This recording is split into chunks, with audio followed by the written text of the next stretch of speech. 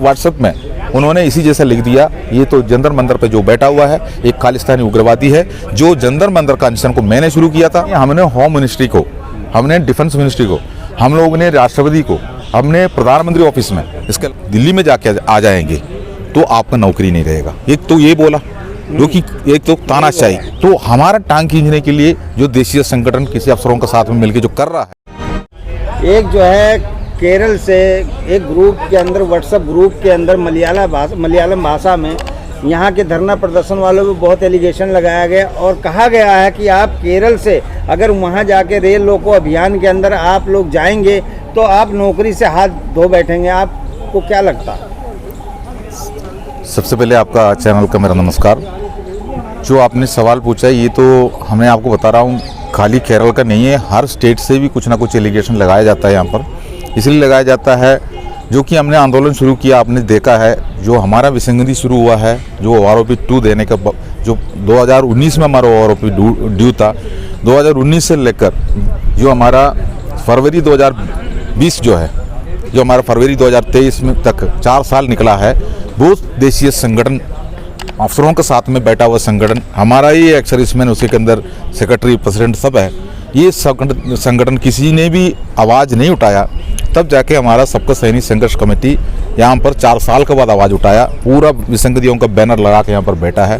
तो आपने ये देखा है तभी से लेकर हमारे इसको तोड़ने के लिए ना कोई राजनीति का बात लेकर आ जाएंगे, न तो कोई अफसरों का संगठन का बात लेके आएंगे, यहाँ पर दूसरा मंच बनाएंगे। आपने ये देखा ये सब चीज़ें जो हमारा सामने हो रहा था, लेकिन इनको अपना OROP इनको भी तो मिलना है, लेकिन उनको राजनीति खेलना है, अफसरों के साथ में रहना है, लेकिन विसंगतियां हैं। और अभी एलिगेशन आपको बहुत ज़्यादा मिल रहा है जो कि सरकार में खलीबली मचा हुआ है। हम रेल रोको आंदोलन का जो मांग किया है उसकी वजह से, इसलिए हर स्टेट से कुछ ना कुछ राजनीति से जुड़ा हुआ संगठन हो या अफसर से जुड़ा हुआ संगठन हो, हमारे ऊपर कोई ना कोई इंजाम लगाते रहता है। सर अभी जो है उसमें बहुत बड़ा आरोप लगाया गया है पूर्व सैनिक को और ये सबका सैनिक संघर्ष कमेटी को आतंकवादी संगठन, खालिस्तानी और पाकिस्तानी इन चीज़ों से नवाजा गया है। आपको क्या लगता है, आप लोग इतना दिनों से धरना प्रदर्शन ऐसे ही कर रहे हैं क्या? नहीं, वो तो केरला से जो आपने देखा है वो तो मलयालम भाषा में है ना, तो उसमें उसको मैंने ट्रांसलेट कर लिया सर, उसको हिंदी में। तो कौन सा संगठन बता रहा है उसमें? उसमें NXCC करके है संगठन। ठीक है, मैंने भी देखा है ये NXCC संगठन जो है केरला में, जो 3-4 NXCC है। ये तो आपको जो मैसेज आपने जो पढ़ा है, जो आपने ट्रांसलेशन किया है, वो जो NXCC 595 नंबर है, आपको ये बता रहा हूँ। ये NXCC, अब इस NXCC के बारे में आपको बताना चाहता हूँ। यही NXCC ने यहाँ पर दिल्ली में आए थे, जो केरला यूथ बिल्डिंग में उन्होंने ऑडिटोरियम बुकिंग करके इनका प्रोग्राम भी हुआ था, विद फैमिलीज के साथ में आए थे और हवाई जहाज में आए थे, स्टार होटल में रहे थे। हमारा केरला का गवर्नर से भी उन्होंने मुलाकात करके वीडियो निकाला, फ़ोटो निकाला, कुतुब मीनार वगैरह घूम के फैमिली के साथ में भी फ़ोटो निकाल के हमको दिखाया, कुछ वीडियो भी हमारे पास आए थे। तो ये लोगों को जंतर मंतर पे जो उनका रैंक का मांग करके जो जंतर मंतर में जो बैठा है वो उनको दिखाई नहीं दिया। लेकिन अब हम लोग ने जो सरकार के साथ में हमारी लड़ाई है, हम सरकार के साथ में मांग किया है, तो हमारा टांग खींचने के लिए जो देशीय संगठन किसी अफसरों के साथ में मिलकर जो कर रहा है, लेकिन वो केरला से उन्होंने लिखा NXCC 595, उन्होंने मलयालम भाषा में लिखा है, आपने हिंदी में ट्रांसलेशन कर दिया करके बोला। वो बात ऐसे है जो यहाँ पर जो आतंकवादी बैठा हुआ है, जो पंजाब से जो बैठा हुआ है, ये क्या बोलते हैं खालिस्तानी, ये आपको मैं एक बात बताना चाहता हूँ। यहाँ पर अगर 1 साल से 9 महीना हो गया, अगर इस जगह पर खालिस्तानी बैठा होने से इतना फोर्स को लगाता रहता है, यहाँ पर जो CCTV कैमरा होम मिनिस्ट्री से लगे हैं और पूरा इसके अंदर लगा के इसी बैरिकेड के अंदर हमको यहाँ बिठाता है, यहाँ हर जगह पर फोर्स लगे हैं। इतना जगह पर यहाँ पर सरकार खालिस्तानी को बिठाएंगे और सरकार हमको परमिशन देता है यहाँ बैठने के लिए, हमारा मेमोरेंडम लेता है, तो क्या कोई खालिस्तानी को बैठने के लिए जगह है? ये जो बोलता है NXCC 595 का जो उसका प्रेसिडेंट हो, सेक्रेटरी हो, उनका एग्जीक्यूटिव कमेटी हो, मैं इसको बहुत निंदा कर रहा हूँ, जो कि उन्होंने संतुलन खो के बात कर रहा है, जो कि अभी आपने खुद ही बोला हुआ है, उसका आपने ट्रांसलेशन किया है। अगर पंजाबियों का हाथ में मिल जाएगा तो उनको ऊपर वो FIR दर्ज कर देंगे, फिर क्या करोगी? जो कि उन्होंने फौज में नौकरी करके आया है, तो इसका मतलब क्या है? जो सिकलेस रेजिमेंट है, सिख रेजिमेंट है, ये सब खालिस्तानी रेजिमेंट है क्या? कैसे बातें किया उन्होंने, कैसे उन्होंने ये डाला है? इसलिए मैं आपको ये बता रहा हूँ, इनको राजनीति से मतलब है उनको, और हमारा OROP हमारे विसंगतियों से मतलब नहीं है।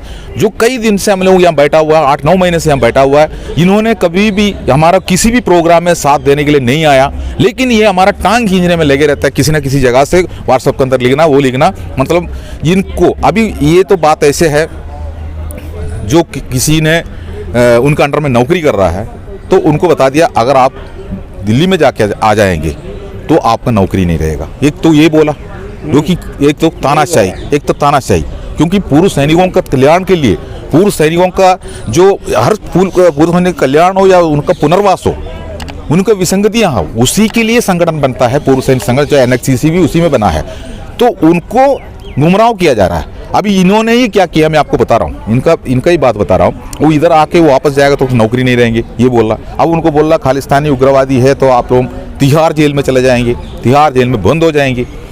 तो इसी जैसा बातें करके वहाँ अफवाह फैला के वहाँ से पूर्व सैनिकों को यहाँ आने में धमका रहा है।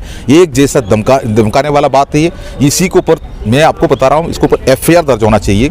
जो NHCC केरला का अंदर जो 595 है, उसी के ऊपर मैं सबका सैनिक संघर्ष कमेटी का जो एग्जीक्यूटिव कमेटी के पास मैं रिक्वेस्ट करूँगा, इसके ऊपर जो समझान ले, और जो भी आपने उसके लिए जो आप ट्रांसलेशन किया है वो भी हमको प्रोवाइड करने का जो ये भी करे, आप इसके अंदर डालिए। मैं आपसे रिक्वेस्ट कर रहा हूँ, जो कि इस जैसा जो हमारे लिए लड़ाई लड़ रहा है, सरकार को निबंधन जो पूरा मेमोरेंडम देके यहाँ पर बैठा है, इसी जैसे इंजाम करना ये तो बहुत दूर की बात है, इतना तो करना भी नहीं चाहिए। गोपाल सर, आपको ऐसा नहीं लगता है कि आपके ही पूर्व सैनिकों में जयचंद और गद्दारों की कमी नहीं है? जो पूर्व सैनिक 28 लाख पूर्व सैनिकों को गुमराह करने का काम कर रही है, ये जयचंदों का काम है। जो ये मैसेज जिसने दिया है ये अफसरों के हवाले से आया है, ऐसा लगता है कि आपको?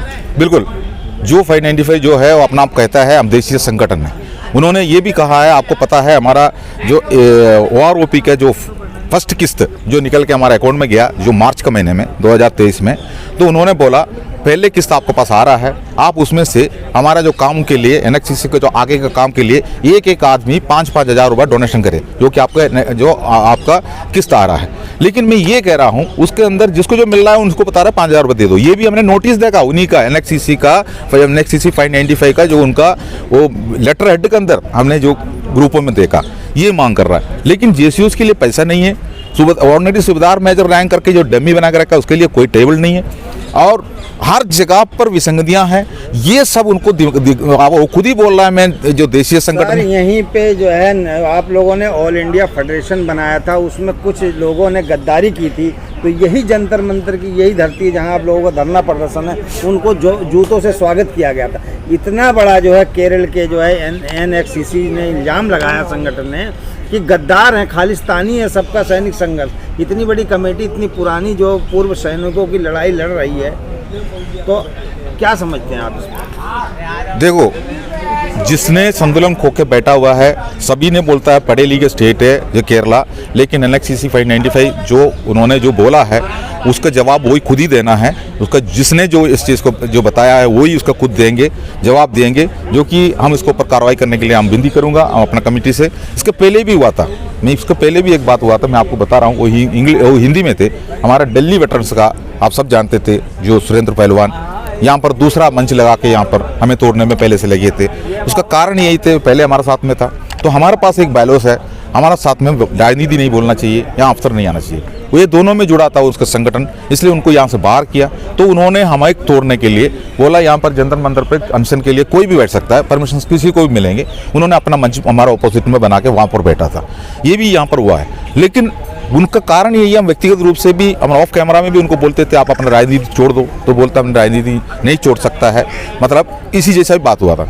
उन्होंने अभी इसी जैसा उन्होंने एक व्हाट्सएप में उन्होंने इसी जैसा लिख दिया, ये तो जंतर मंतर पे जो बैठा हुआ है एक खालिस्तानी उग्रवादी है, जो जंतर मंतर का अनशन को मैंने शुरू किया था और एक खालिस्तानी वाला वहाँ से जगह खाली कर दे। तो उसी को हिंदी में लिखने की वजह से वो पंजाबियों का जो बिल्कुल उनका नॉलेज में चला गया, उनको पंजाब में जाकर माफ़ी मांगना पड़ा। जो सुरेंद्र पहलवान ने पंजाब में जाके पूरा सरदार जो उनका पैर में गिर के माफ़ी मांग ली, तब जाकर उन्होंने छोड़ा। लेकिन ये मलयालम भाषा में होने की वजह से इसका गंभीरता उनको पता नहीं चल रहा है। लेकिन आपने ट्रांसलेशन की है तो आपसे मेरा रिक्वेस्ट है, आप उस ट्रांसलेशन को मुझे भी सौंप दें और गोपाल सर, जैसे क्या नाम आप 25 नवंबर को रेल रोको अभियान करेंगे, इसमें बहुत लोगों को मतलब डर भी है, जो जयचंद लोग हैं कि इनकी संख्या हो जाएगी काफ़ी और इनके जो है क्या नाम जो रैली है इनकी फ्लॉप करो, तो उस चीज़ पे आप जो है केरल वाले पूर्व सैनिकों के बीच में जो जहर घोलने काम कर रहे हैं उनको आप कैसे अरे क्या नाम अपील करेंगे कि भाई आप 25 नवंबर को आइए? देखो, केरला वाला आने के लिए तैयारियां कर रहा है, उसको देके खलबली मचा हुआ है, तब जाके इन्होंने जो एनएचसीसी ने इसी जैसा बयान निकाला है जो कि उनको रोकने के लिए।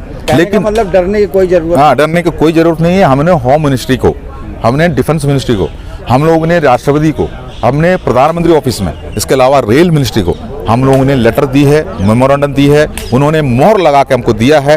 रोज़ फोर्स इधर आता है, हमारा प्लानिंग के बारे में देखता है और खुफिया विभाग भी आता है, हमारा प्लानिंग सब पंजाब में चलता है, वहाँ पर पूरा मीटिंग हो रहा है। इसलिए हम 3-4 आदमी को यहाँ बिठाता है, जो कि हमारे पास मतलब पैसा बहुत कम है, जो कि हम लोगों को खर्चा किराया सब कुछ हर जगह पर लगता है, तो हम सांकेतिक धरना रखा है, जो हमने किसी जगह पर अभी 25 का पहले कोई भी बड़ा धरना नहीं रखेंगे, किसी को नहीं बुलाएंगे। इसलिए तैयारियां बहुत बढ़ चढ़ कर चल रहा है, किसी को डरने का कोई ज़रूरत नहीं है। अगर खालिस्तानी है तो पुलिस इसका पहले ही ले जाकर हमको अरेस्ट किया होगा। ये सब अफवाह उड़ाने वाला कुछ लोग जो केरला में रहता है, वो भी पूर्व सैनिक है, वो भी हमारा ही रैंक का है, इसलिए हमें थोड़ा सा इस चीज़ को थोड़ा देखा लग रहा है। लेकिन हकीकत जानिए क्या है क्या नहीं है, ये तो जो सभी सेना में नौकरी करके आया सबको पता है, ऐसी बात नहीं है, हमारा कहने की ज़रूरत नहीं है। लेकिन ये मलयालम में मेरे पास नोटिस में आए थे, उसी टाइम पर हमने उसके अंदर थोड़ा सा हमें धक्का लगा था, लेकिन कई ग्रुपों में हमने देखा उसको उन्होंने डिलीट करना शुरू कर दिया था। ये गलत बात है, डिलीट करने की ज़रूरत ही नहीं है, लेकिन आपने तो निकाल ही दिया, कोई बात नहीं सर। लेकिन यहाँ 25 नवंबर को जंतर मंतर से हम 11 बजे रेल को रोकेंगे, जो नई दिल्ली रेलवे स्टेशन में आने वाला, दोनों साइड से आने वाला ट्रेनों को आउटर में हम रोकेंगे। बहुत प्रॉब्लम होंगे हम जानता हूँ, लेकिन वहाँ पर जो ट्रेन में जो भी लोग बैठा है, अगर मान लो सिग्नल में एक गाड़ी रुक जाता है तो पीछे जितना भी सिग्नल वो लाल हो जाता है, गाड़ियों को रोकना पड़ता है, क्योंकि पटरी में उसी रूलिंग है रेलवे का। तो वहाँ पर गाड़ी रुकेंगे, रुकने के बाद जो प्लेटफॉर्म में ना पहुँचने की वजह से रेल यात्रियों को, यात्री उसके अंदर जो बैठा है उनको दिक्कत हो जाता है, हम उसको पानी पिलाएंगे, हम उसको बिस्किट खिलाएंगे, हम उसको दूध पिलाएंगे, हम उसको खाना देंगे। जितना देर गाड़ी उधर रहता है हम उसको भूखा नहीं रखेंगे। हम इस देश के सैनिक हैं, हम पूर्व सैनिक होकर आज मजबूरी में हमने ये आंदोलन करना पड़ रहा है। सरकार हमारा बात नहीं सुनता है।